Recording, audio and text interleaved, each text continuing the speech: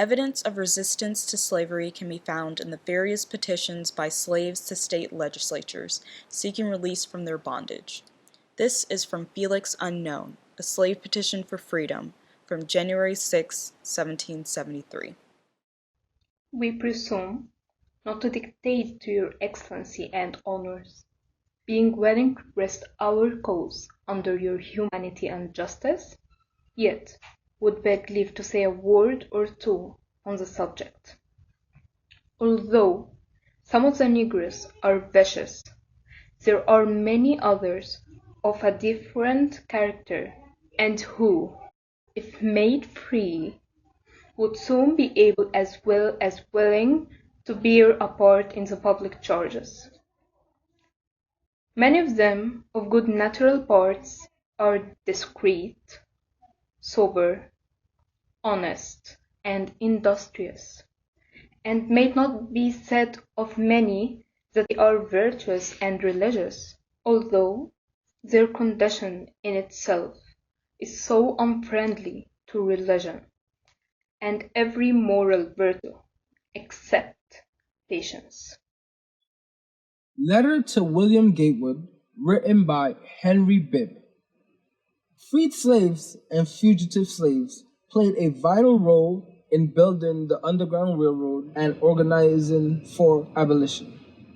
As slaves began to tell their stories, some wrote private, or in some cases public, letters to their former owners, defying their attempt to return them to slavery. Here is one of those letters from Henry Bibb, who was born a slave to a Kentucky state senator and fought for years until he eventually won his freedom in 1841. Dear Sir, I am happy to inform you that you are not mistaken in the man whom you sold as property, and received pay for as such. But I thank God that I am not property now, but I am regarded as a man like yourself. Although I live far north, I am enjoying a comfortable living by my own industry. If you should ever chance to be traveling this way, and will call on me, I will use you better than you did me while you held me as a slave. Think not that I have any malice against you for the cruel treatment which you inflicted on me while I was in your power, as it was the custom of your country to treat your fellow men as you did me and my little family. I can freely forgive you. I wish to be remembered and loved to my aged mother and friends. Please tell her that if we should ever meet again in this life, my prayer shall be to God that we meet in heaven, where parting shall be no more. You may perhaps think hard of us for running away from slavery, but as to myself, I have one apology to make for it, which is this. I have only to regret that I did not scare at an earlier period. I might have been free long before I was. I think it is very probable that I should have been a toiling slave on your property today, if you have treated me differently. To be compelled to stand by and see you whip and slash my wife without mercy, when I could afford no protection, not even by offering myself to suffer the lash in her place, was more than I felt it the duty of a slave husband to endure. While the way was open to Canada, my infant child was also frequently flogged by Mrs. William Gatewood for crying until his skin was literally bruised purple. This kind of treatment is what drove me from my home and family. I should be pleased to hear from you again. I am willing to forget the past on the reception of this, and should also be very happy to correspond with you often, if it should be agreeable to yourself. I subscribe myself a friend to the oppressed, and liberty forever. Ain't I a Woman by Sojourner Truth.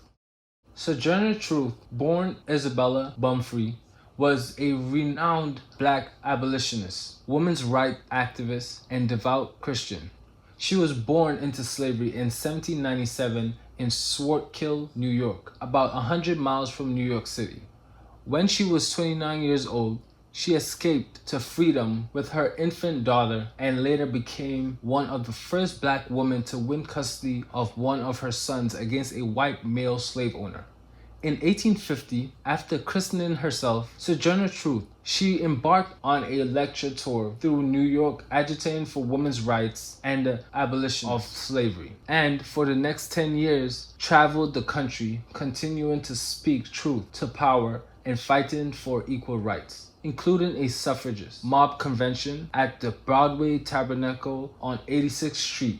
She had a career as a nurse, and when she achieved freedom, she worked for the National Freedmen's Relief Association and spoke before Congress, advocating for nursing education and formal training programs.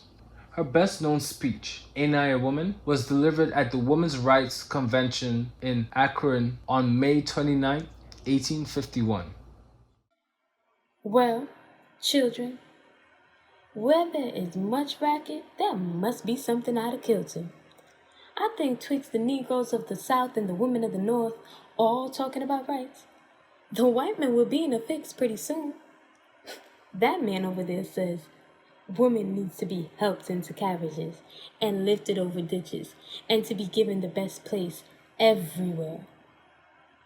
No one ever helps me into carriages or over mud puddles or gives me any best place.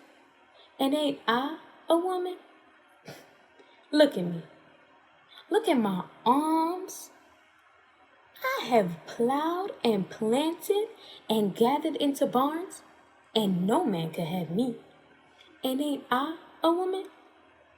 I could work as much and eat as much as a man when I could get it, and bear the lash as well. And ain't I a woman? I have borne 13 children and seen most all sold off to slavery. And when I cried out with my mother's grief, none but Jesus heard me. And then they talk about this thing in the head. What's it they call it? Intellect. That's it, honey. What's that got to do with Negroes' rights or women's rights? If my cup won't hold but a pint and yours hold a quart, wouldn't you be mean not to let me have my little half measure full? Then that little man in the black there, he says women can't have as much rights as men, 'cause Christ wasn't a woman.